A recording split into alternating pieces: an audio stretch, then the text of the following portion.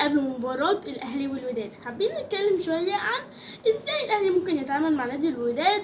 ممكن بعض من الناس شايفة الوداد يعني صعد يعني هدف عكسي من لاعب، وبتحس ان هو بالصدفة شيء يعني مش نادي بنخاف منه، لا لازم ندي حق النادي وان احنا نديله حق.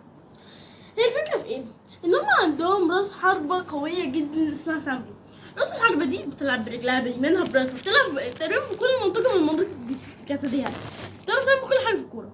فدي راس حربة يعني جيدة جدا. عندهم حميد أحداد اللي بينزل كبديل، أكيد كلنا عارفينه كان بيلعب في نادي الزمالك، وكمان بشكل كبير جدا المدرب بتاعهم سافين بيلعب على الكرات العرضية أو الكرات الثابتة بمعنى أصح، بكل حاجة يعني من ضرب حر مباشر أو ركنية، علشان المهاجم، وعشان كمان عنده أوراق رابحة كتير زي أيوب العملود وزهير المترجي، وكمان عندك يحيى عطية الله اللاعب الدولي اللي كان بيلعب مع المغرب في كأس العالم قطر.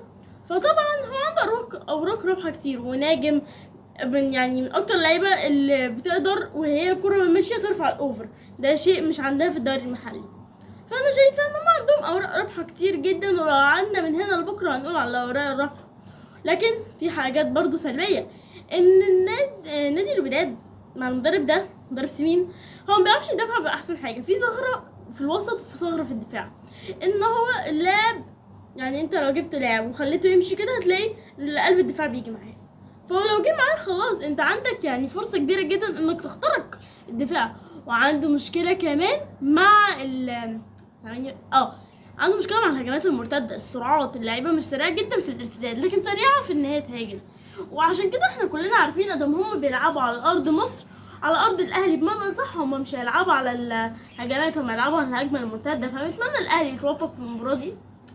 طبعا في اختلاف عن المباراة اللي فاتت، واختلاف ممكن يؤدي ان الاهلي يكسب البطولة عن اخر مرة. هو كان ماتش واحد لعبوا على ارضه.